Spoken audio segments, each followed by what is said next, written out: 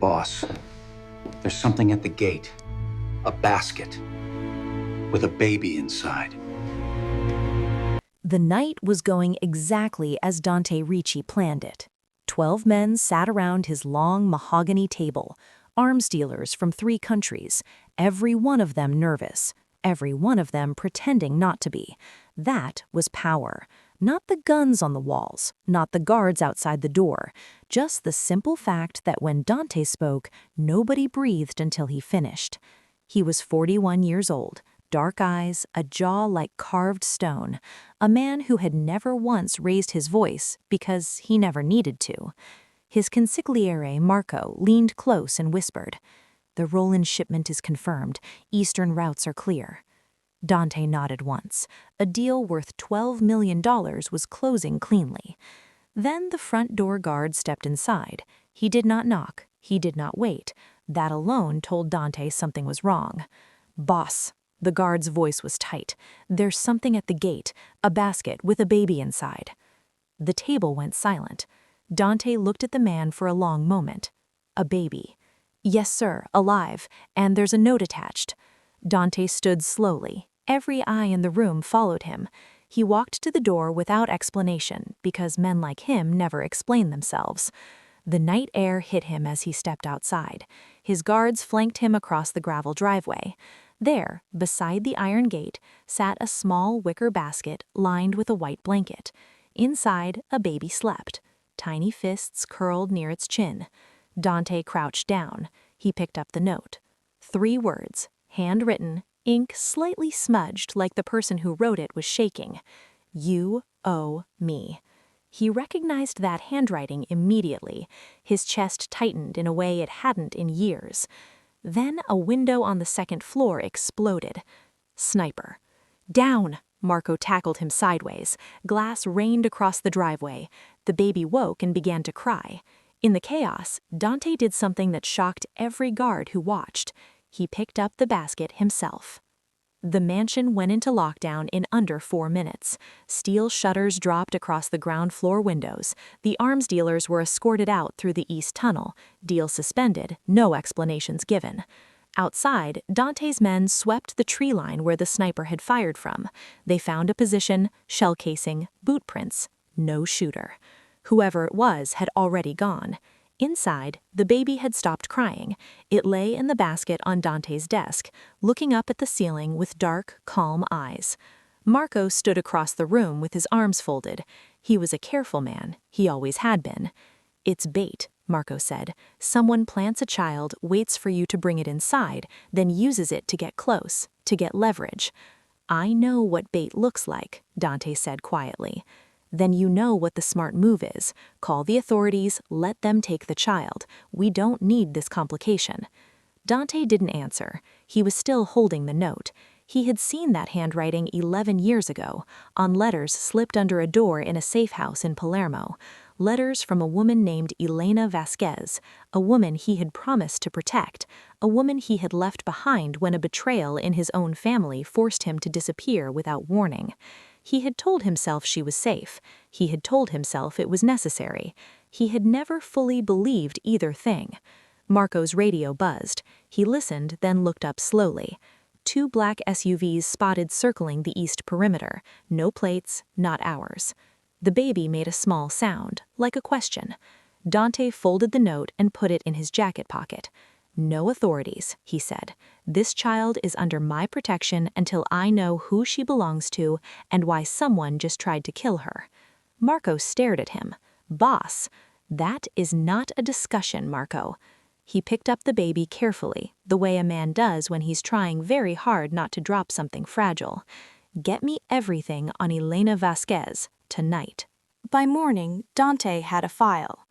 Elena Vasquez, 34 years old, last known address, a rented flat in the warehouse district, 11 blocks from his mansion, reported missing by a neighbor 3 days ago. No body found, no ransom demand logged anywhere. But she was not dead. Marco's contacts at the city hospital confirmed that a woman matching her description had been treated 6 weeks ago under a false name. Small injuries. consistent with someone who had been running. Dante sat with this information for a long time. The baby was asleep in a room down the hall. One of the housekeepers, a stout woman named Rosa, had produced a bottle and a clean blanket from somewhere. The child had accepted both without complaint. "She's a good baby," Rosa had said, like that settled something. Dante had not replied. He looked at the hospital record again. 6 weeks ago. He looked at the baby. He did a quiet calculation in his head. Then he stopped the calculation because the number it produced was one he wasn't ready to deal with yet. Marco knocked on the study door. "We've found something else." He spread a thin folder on the desk, surveillance photographs.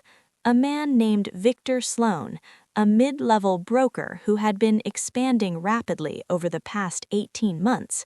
New routes, new product. The kind of product that made even hardened men in Dante's world go cold. Children. Sloan was moving children. "He's been pushing into the Eastern Quarter," Marco said, "buying off judges, city council members. He's building a wall of legitimate protection around something very dirty." Dante looked at the photographs. "And Elena? We think she found out something about Sloane's ledger, his financial network, and we think she ran before he could silence her." The baby made a soft sound from down the hall. Dante closed the folder. The note burned in his pocket like a coal.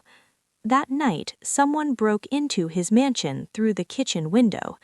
Dante's security system was the best money could buy, which is why he was genuinely impressed when the woman made it past the outer sensors, the east corridor motion detectors, and the kitchen door's magnetic lock, before his guards caught her on the back staircase. They had her pinned against the wall when Dante arrived. She was thin. Her dark hair was shorter than he remembered. There were shadows under her eyes that hadn't been there 11 years ago, but her jaw was set the same way it always had been, and her dark eyes found him immediately. "Let her go," Dante said. His men stepped back. Elena straightened her jacket. She looked at him with no warmth at all. "Where is she?" Elena said, not a question. "Safe, down the hall. Rosa has been feeding her. I want to see her." "You will. First, we're going to talk." "I didn't come here to talk to you, Dante." "I know. You came to take your daughter and disappear again." He kept his voice even. "And you would have walked her straight back into danger because Sloane's men are still watching this block. So yes, first we talk." She looked at him for a long moment. Something moved behind her eyes. Anger, exhaustion, something harder to name. "You left me in Palermo. You just vanished." "There was a traitor in my inner circle. If I had contacted you, they would have used you to find me." Convenient story. It's the truth. "I don't know what the truth sounds like coming from you anymore." Down the hall, the baby made a sound. Elena's whole body shifted toward it. Involuntary, animal, the pull of a mother. Dante stepped aside and gestured toward the door. "Her name?" he asked quietly as Elena moved past him. She paused without turning. "Lena." A short name, clean. His mother's middle name, he realized with a start. He said nothing. He followed her down the hall. The DNA results came back in 48 hours. Dante had called in a favor from a private lab, discreet, expensive, the kind of place that asked no questions and kept no records. He had submitted the sample quietly, without telling Elena, without telling Marco. He sat alone in his study when the results arrived. He read the document once, then he set it face down on the desk and stared at the wall for a very long time. Lena was his daughter. The math had already told him. The handwriting had already told him. The way the baby's eyes tracked him when he walked into a room, calm, like she recognized something, had already told him. But the paper made it real in a different way. He was 41 years old. He had built an empire out of discipline and cold strategy. He had never once allowed sentiment to cloud a business decision. He had told himself for 20 years that the life he lived was not one for children or love or anything soft. That paper was 6 lines long. It unmade 20 years of certainty. He stood up. He walked to the room where Lena slept. He stood in the doorway for a moment, then walked to the crib Rosa had found. He looked at the baby. Then he did something he had not done since his own father pressed a gun into his hands at the age of 15. He removed the weapon from his holster and set it on the dresser, away from her, outside her space. He reached down with both empty hands and picked her up. Lena opened her eyes. She looked at him. She did not cry. Elena appeared in the doorway behind him. She had been watching. He felt her gaze but did not turn. "The DNA results came back," he said. Silence. "She's mine," he said. More silence. Then Elena said very quietly, "I know." Victor Sloan made his move on a Thursday. He didn't come personally. Men like Sloan never got their hands dirty directly.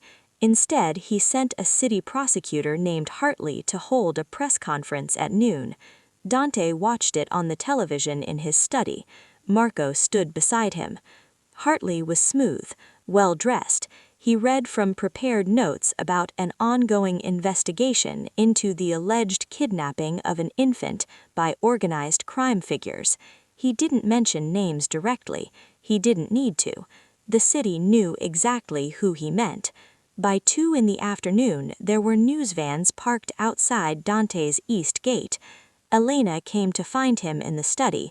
Her face was tight and controlled, but her hands gave her away. She was holding them too still, the way a person does when they don't trust themselves to move. "I have to leave," she said. "If I take Lena and go now, this pressure on you disappears. And you walk into Sloan's hands within 24 hours. You don't know that. Elena," he turned to face her, "Sloan isn't doing this because of me. He's doing this because of what you know, what you took." The room went very quiet. "You have the ledger," Dante said inquisitively. She met his gaze steadily. "Not exactly. It was encrypted. Physical drives. I couldn't take them." She touched her temple briefly. "But I read it first. I have a very good memory." Dante stared at her. "You memorized an encrypted financial ledger. Enough of it. Routing numbers, names, shell companies, enough to put 30 people in prison, including 4 members of the city council." The television murmured in the background. Hartley was still talking. "That," he said slowly, "is why they want you dead." "Yes." He turned back to the window. Outside, a news van adjusted its satellite dish. "You're not leaving," he said quietly. "Not yet. Not until we figure out how to use what's in your head to end this." Dante called the meeting in the East Parlor at midnight. 6 captains, men who had served him for 10 years or more, men he had trusted with operations worth millions, with decisions that ended lives. He laid the situation bare without softening it. Elena, Lena, Sloan's trafficking network, the memorized ledger, the political corruption spreading like rot through the city's foundations. He told them what needed to happen. The room was quiet for a long moment after he finished. Then Caruso spoke. He was the oldest captain, gray at his temples, cautious by nature. "This isn't our problem, boss. The woman brought this to your door. Sloan isn't in our territory. We start this war, we're bleeding for someone else's fight." "The child is mine," Dante said simply. "We only have her word for that. We have a DNA test." Another silence. Pietro, the youngest captain, shifted in his chair. "Even so, Sloan has political cover now, media cover. We move against him openly, we look like exactly what that prosecutor said we are. Which is why we don't move openly," Dante said. He laid a map on the table. Red marks showed Sloan's supply routes. Blue marks showed the shell company addresses Elena had provided from memory. Green marks showed the politicians connected to the ledger network. Most of the men leaned in. Good, that was what he needed. But one captain, a man named Ferrante, who had been with him since the beginning, barely glanced at the map. His eyes moved to the window instead, just for a second. Marco caught it too. Dante saw his consigliere's jaw tighten slightly. Neither of them said anything. The meeting ended an hour later. Plans were made, routes were assigned. As the men filed out, Marco held back. He waited until the last footstep faded down the corridor. "Ferrante," Marco said quietly. "I saw it," Dante said. "What do you want to do?" Dante looked at the map. "Watch him. Don't touch him yet. I want to see who he calls tonight." The call came at 2 a.m. Ferrante had used a burner phone. Careful but not careful enough. Marco's surveillance team had flagged the number within 3 minutes. The call lasted 90 seconds. The location it pinged to was a building on the north side registered to one of Sloane's shell companies. Dante was told at breakfast. He ate the rest of his meal in silence. Then he set down his fork and said, "Bring him to me." It was done by 10 in the morning. Ferrante sat in the basement room where difficult conversations happened. He was trying to look calm. He wasn't succeeding. Dante stood across from him. No desk between them, no guards in the room, just 2 men and 20 years of shared history crumbling in the space between them. "How long?" Dante said. Ferrante's jaw worked. 6 weeks. "What did you give him?" "Supply routes. Nothing operational. Nothing that what?" Dante's voice was still quiet. It always got quieter when things got worse. "Nothing that got anyone killed. Is that what you were going to say?" Ferrante looked at the floor. Dante thought of the sniper shot that had shattered the second-floor window the night Lena arrived. He thought about the attack on Elena's safe house. He thought about a 90-second phone call made at 2 a.m. He thought about his mother, who had always said that the deepest betrayals came from the people you ate bread with. She had been right about most things. The rest happened quickly, the way justice did when it couldn't afford to be slow. Afterward, Dante walked back upstairs. The house was quiet. From down the hall came a small, ordinary sound, Lena laughing at something Rosa was doing, a bright bubble of noise that had no business existing in a house like this. He stood in the hallway and listened to it for a moment. Then he kept walking. 2 weeks after Ferrante, the war shifted gears. Sloane had clearly decided that subtle moves weren't working. He stopped trying to manipulate from a distance and started applying pressure directly. 3 of Dante's distribution businesses were raided by city inspectors with paperwork that smelled like it had been written by Hartley's office. A lawyer connected to Dante's construction company was arrested on charges that were obviously manufactured, but would still take months to unravel. And then Sloane went further. He filed a custody petition in family court. It was filed under Elena's false identity, connected back to her real name through a paper trail his lawyers had constructed. It claimed the child was at risk in the care of known criminal Dante Ricci. Elena read the petition at the kitchen table. She was very still when she finished. "He knows I'm here," she said. "He's known for a week. He's been waiting for the right moment to use it. He'll get a judge to sign an emergency removal order. Not if we act before he does." Dante had already begun dismantling Sloane's trafficking routes the week before, quietly, surgically, hitting warehouses and transport links without leaving fingerprints. 4 routes went dark. 17 people were freed from 3 holding locations and handed anonymously to federal contacts who owed Dante significant favors. He had done it with discipline. No collateral damage, no operations near schools or hospitals. His men knew the rules. But Sloane still had political cover. He still had Hartley. He still had the judges. Then something small happened that changed the texture of everything. Lena had been walking for 2 weeks, unsteadily, arms out like a tightrope walker. That afternoon, she crossed the full length of the study and grabbed the leg of Dante's chair. He reached down automatically and steadied her. He didn't notice he'd done it until Marco walked in and stopped in the doorway with an expression Dante had never seen on his face before. It was a Saturday afternoon when they took her. Rosa had brought Lena to the small park 1 block from the mansion's north gate, a routine that had been established for 3 weeks, brief, contained, always with 2 guards. The park was within Dante's territory. It was supposed to be safe. It took 4 minutes. A distraction near the fountain, a staged argument between 2 men, drew one guard's attention. The other guard was hit with a sedative dart. Rosa turned for 3 seconds. 3 seconds. When Dante got the call, something happened in his chest that he had no name for. It was not the cold calculation that had carried him through 2 decades of dangerous decisions. It was something hotter and more animal, something he had no training for. He left the building without his jacket. Marco had to run to keep up. The cameras showed a gray van. The plates were false. It was gone before the outer perimeter guards could respond.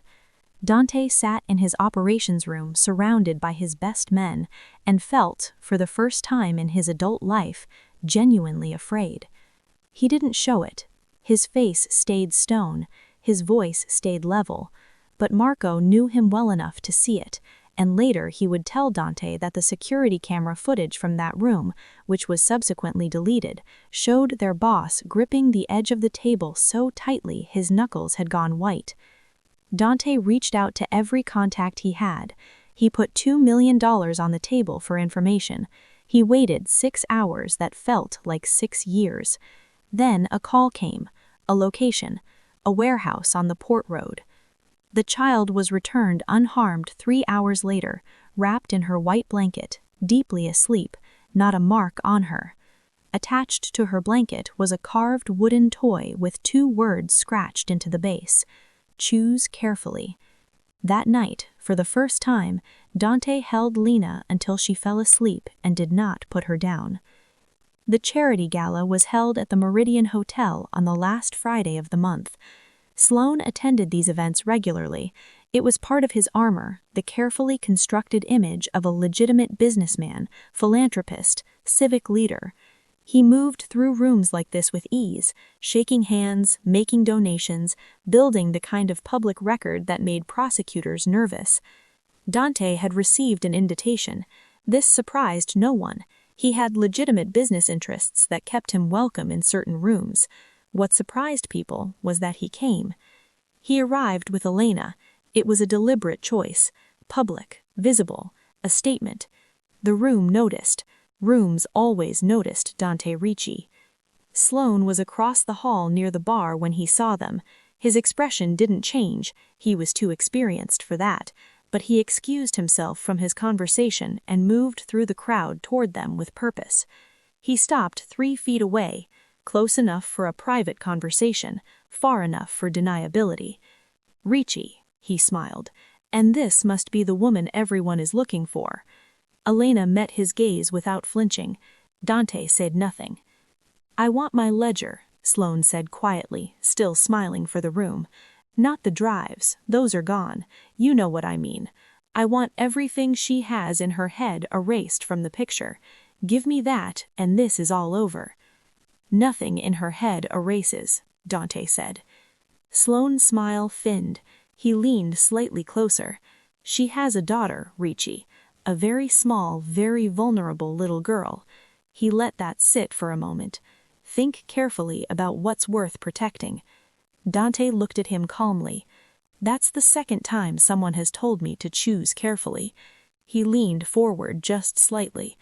I've already chosen.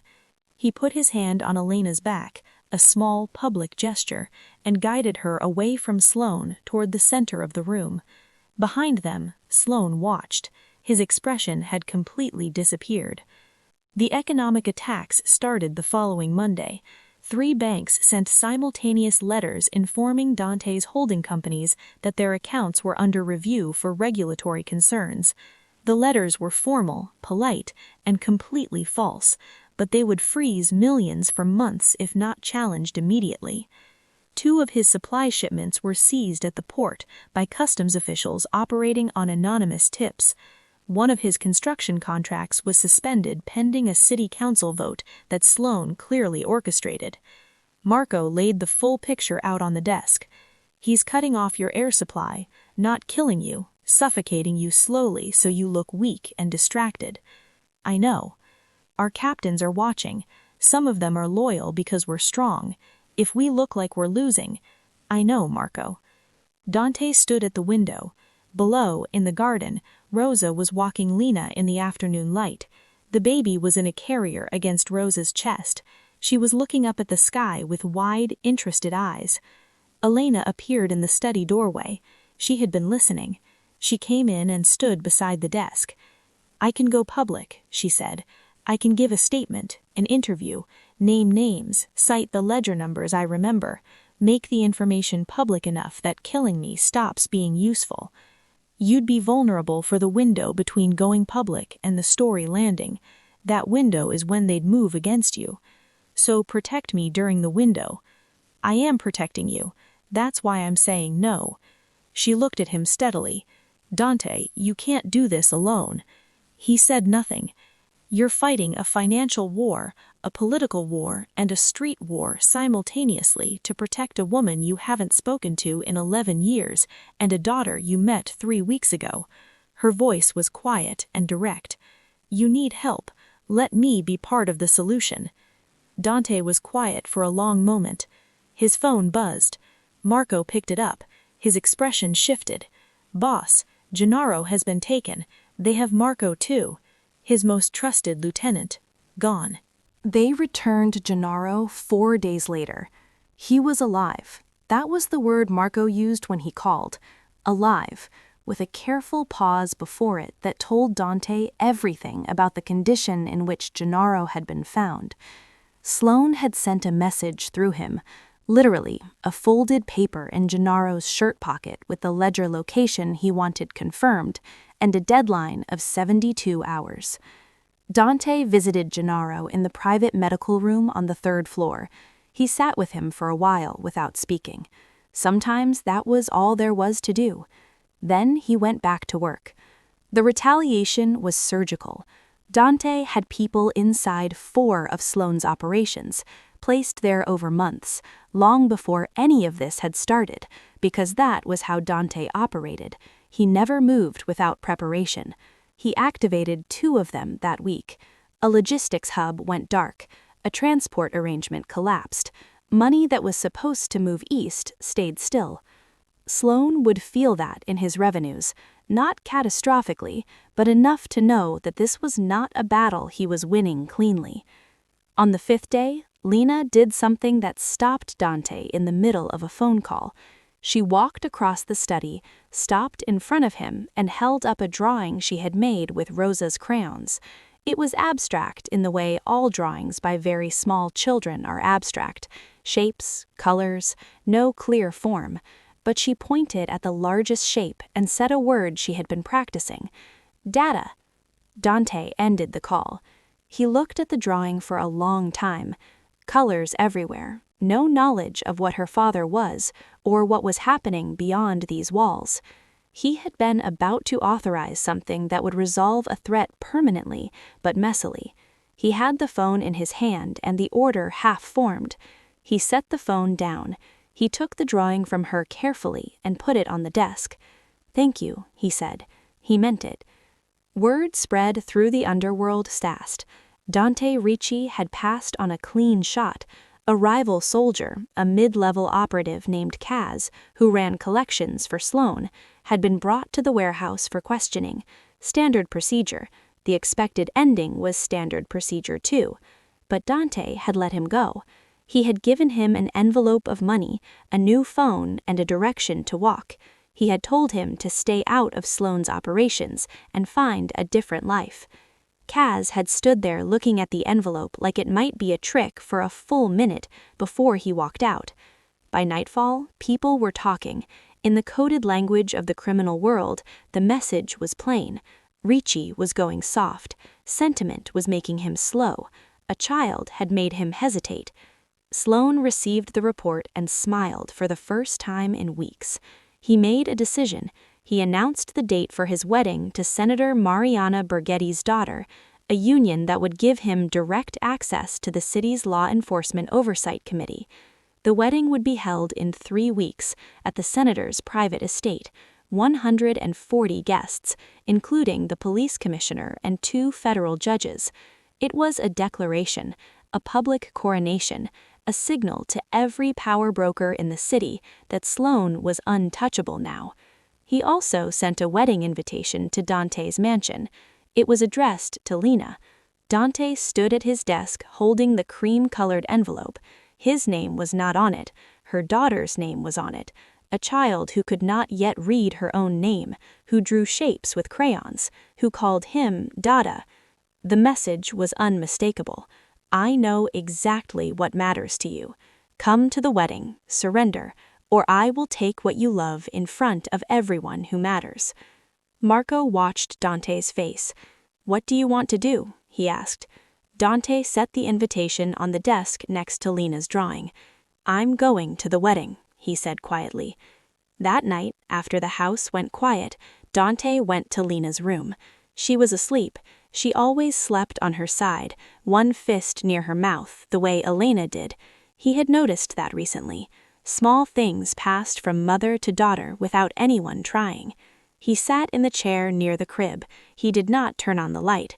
He had not planned to speak, but in the dark, with the house still around him and no one watching, something loosened. I was never supposed to be this, he said quietly. My father put a gun in my hand when I was 15 years old and told me what kind of man I would be. I believed him.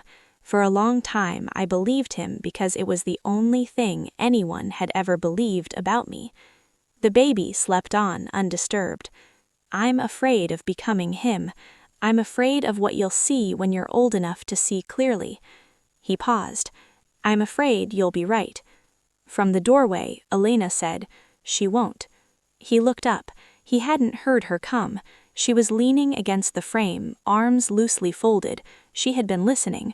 Her face in the dim light was unreadable but not unkind. You removed your gun before you held her the first time. Your father never removed anything for anyone. Dante was quiet.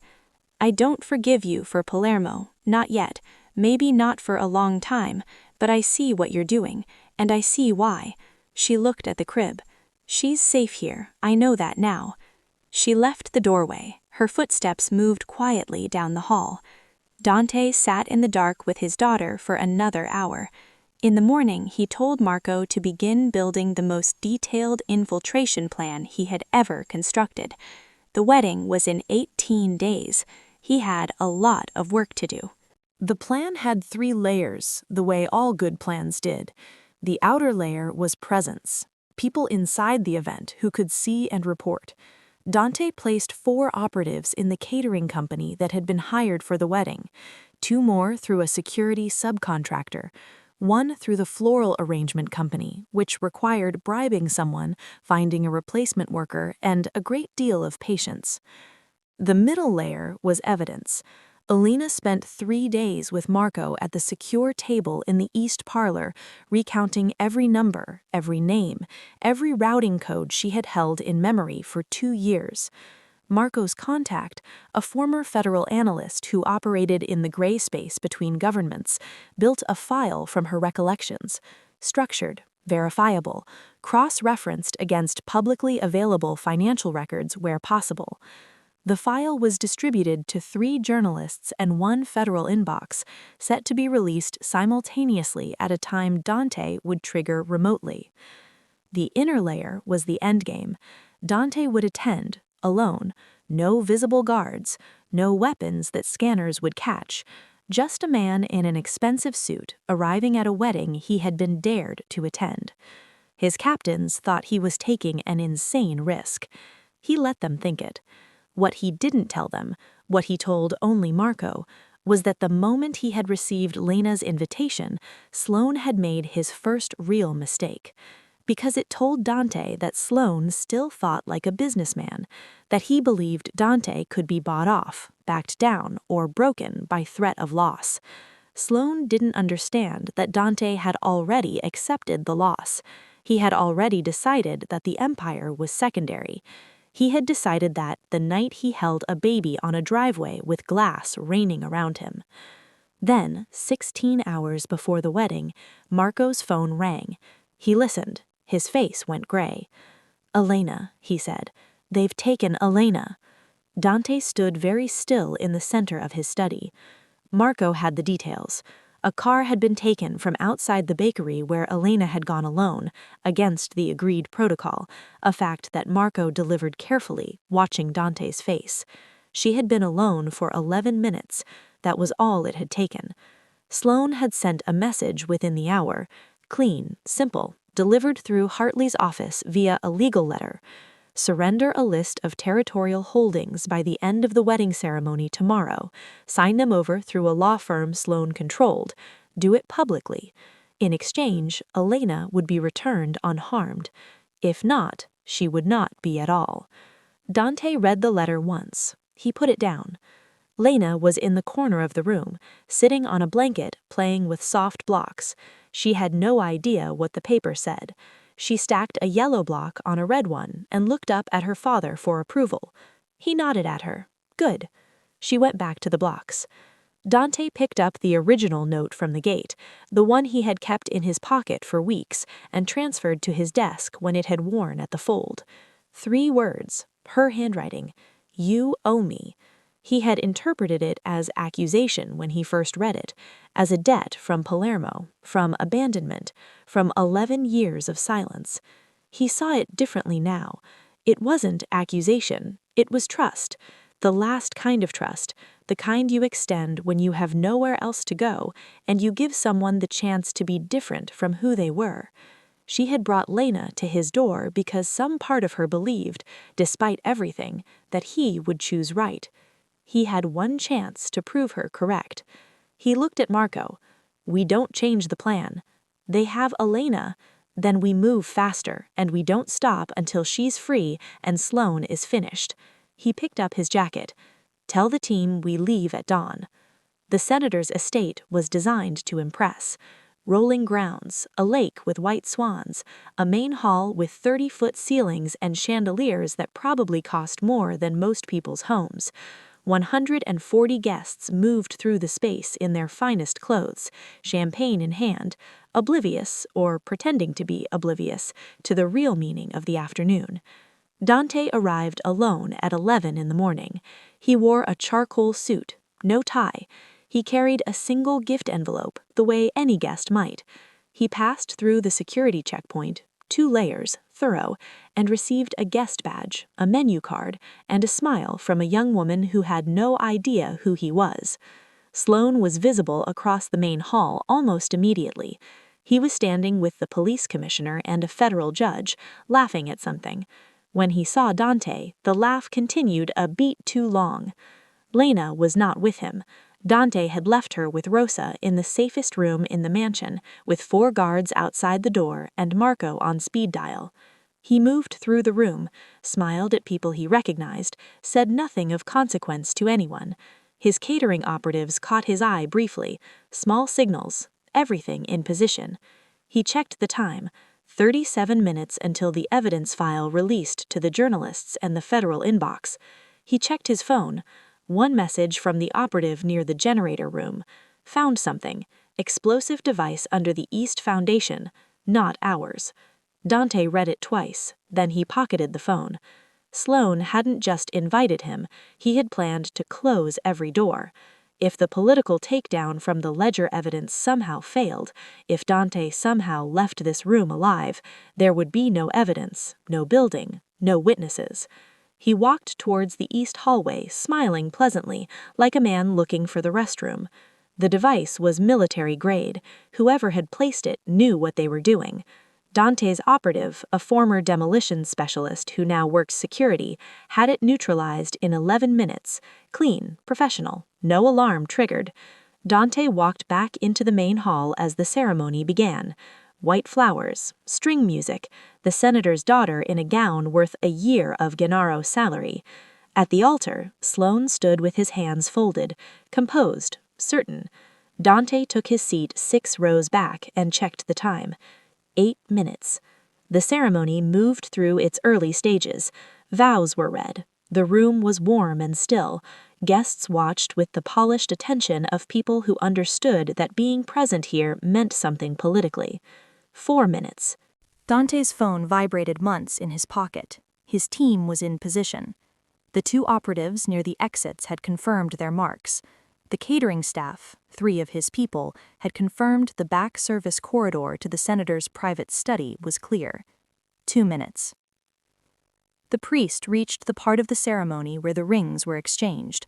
Sloane reached for the ring box. Dante's phone sent the signal. In newsrooms across the city, inboxes received an encrypted file containing routing numbers, shell company registrations, named politicians, dated transactions, and a signed statement from a named witness, Elena Vasquez, describing what she had read and memorized from Victor Sloane's financial network. The screens around the hall, meant to show the couple's vows in elegant close-up, flickered. Then they went dark. Then they came back on with something else entirely. A voice, Elena's voice, recorded earlier that morning, calm and clear, reading numbers and names from memory.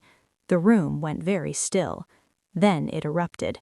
And at that exact moment, from the side of the stage, 2 men stepped out and dragged Elena into view, bound but upright, eyes sharp. Sloane's face showed the first real crack. The room had become something between a courtroom and a trap. Guests surged toward exits. Sloane's private security moved to form a wall around him. 2 of Dante's operatives in catering blocked the east corridor. The police commissioner was on his phone, unclear whose side that call was going to favor. Sloane moved fast. He stepped away from the altar and walked to the edge of the stage where Elena stood between his 2 men. He took a gun from the nearest guard and held it loosely at his side in a way that was clearly visible to Dante and not easily visible to the panicking crowd. "Let them all leave," Sloane said, loud enough to be heard across the thinning room. He was talking to Dante directly now. No more pretense. "Your people, the press contacts, the federal tip, all of it pulled back. You dissolve the ledger evidence and sign over 3 territories by Monday. Do that, and she walks out." Dante stood in the middle of the emptying hall. Around him, his operatives had stopped moving, waiting. "And if I don't," Dante said, "then you explain to your daughter why her mother isn't coming home." Dante had a clear line of sight to Sloane. He had 2 snipers positioned in the east gallery. He had placed them there before the ceremony began. They had a clean angle. But Elena was too close. The math was too tight. He looked at Elena. Her eyes were steady, reading him, trusting him, doing the thing she had always done despite every reason not to. He lowered his hand signal. His snipers stood down. He reached into his jacket and produced the legal document Marco had drafted that morning, a genuine territorial transfer agreement, signed. He held it up. "I'll sign it," he said. "You let her go first, and you end this." Sloane smiled. He believed it. He was already reaching for the document when something moved on his left. It was Kaz, the man Dante had let walk, the mid-level operative he had given an envelope and a direction and a second chance 3 weeks ago. He had been standing near the catering section this whole time, and no one had noticed because no one expected him to be there. He had come on his own. No invitation from Dante, no coordination. He hit the nearest guard with the kind of speed that comes from surprise and moved between Elena and the gun. Everything happened at once. Sloane turned. His grip on the gun tightened. Elena dropped to the stage floor. She had seen the opening and she had taken it without waiting for anyone. One of Dante's catering operatives tackled the second guard. The other moved toward Sloane. Dante was already running. The gun went off once into the ceiling. Chaos, not intent. Sloane was moving backward toward the curtained exit behind the altar. Dante reached Elena first, pulled her to her feet, moved her behind him. "Go. East corridor. Blue door at the end." She went. She ran without looking back. That was how he knew he trusted him now. He turned to face the stage. Sloane was nearly the exit curtain. His remaining guard was down. The political immunity, the commissioner, the judges, the senator had evaporated the moment Elena's recording had played across those screens. That protection only worked if the secret held. Sloane was out of armor.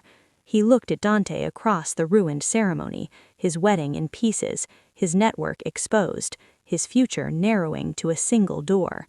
Dante shook his head once. Don't. Sloane ran anyway. Behind the stage, the door led to the underground tunnel system that connected the estate's service buildings. Dante knew this because he had studied the estate plans for 6 days. He followed him down. The tunnels were low-ceilinged and cold. Pipes ran overhead, bare bulbs every 30 feet, the kind of utility corridor that exists beneath beautiful buildings, functional and ugly and honest in a way the stasis above it never are. Dante was faster. He had always been fast. Sloane was 2 turns ahead, breathing hard, his expensive shoes wrong for running on concrete. When Dante caught him, it was in a dead-end storage room that had no second exit.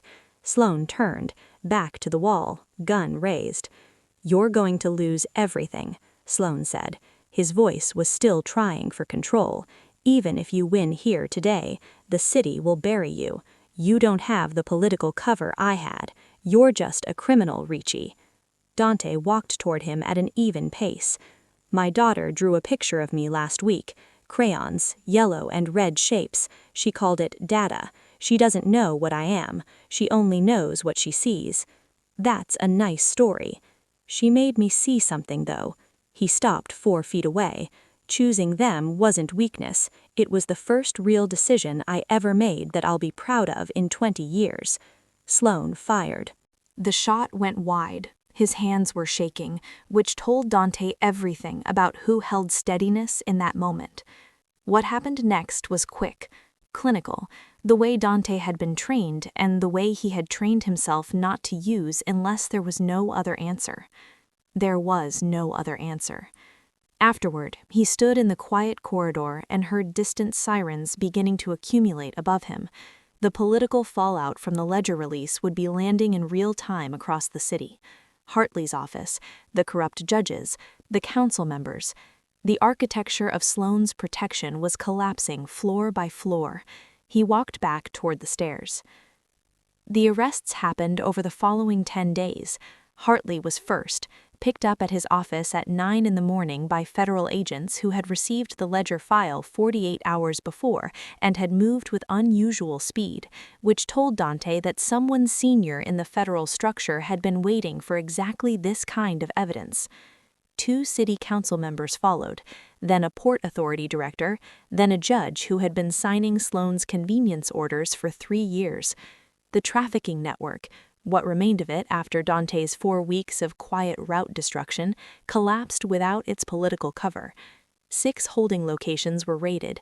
The number of people freed was reported in the news. The number was large. Elena gave a formal statement to a federal investigator in a private session Marco had arranged.